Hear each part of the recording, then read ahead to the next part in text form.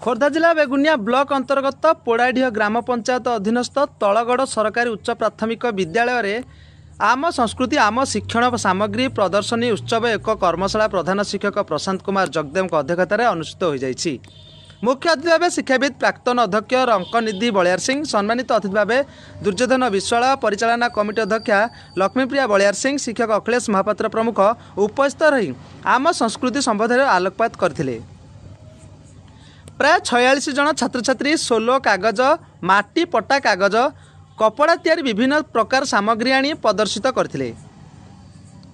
आम महान संस्कृति आम रक्षा करने सहित शिक्षण क्षेत्र में शिक्षण सामग्री व्यवहार अत्यंत आवश्यक बोली अतिथि माने मन्तव्य रखिथिले। सरकार ए पदक्षेप निश्चिंत शिक्षा आनंदमय और अर्थपूर्ण हेबो बोली प्रशंसा करी श्रीजुक्त बलियार सिंह मत प्रदान करथिले। शिक्षयित्री विष्णुप्रिया पट्टनायक और सागरिका माझी सहयोग करथिबा बेले सरकारी शिक्षक प्रभाकर धन्यवाद अर्पण करथिले। ब्यूरो रिपोर्ट शुभ खबर। मो ना रुद्रनारायण महापात्र। आम विद्यालय में आम संस्कृति और आम शिक्षण सामग्री विषय कंडे मेला प्रस्तुति में मु घर कर कंडे मो छोट पिला माने वर्तमान फल मूल कंडे सब कर आम कम स्कूल में पाठ पढ़ा बेले ये कम सब लगे। मो नाम दिव्याद्र आद्र।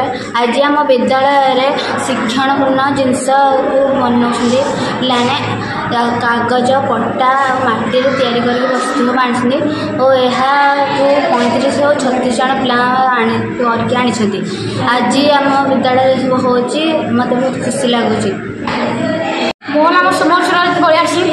आज आम सरकारी उच्च विद्यालय तलगढ़ परिसर में आम संस्कृति शिक्षण मेला अनुष्ठित होती। प्राय 35 जन भाग नहीं से कागज माटी पट्टा काठर विभिन्न प्रकार वस्तु तैयारी कर आमको बहुत खुशी लगुच। आप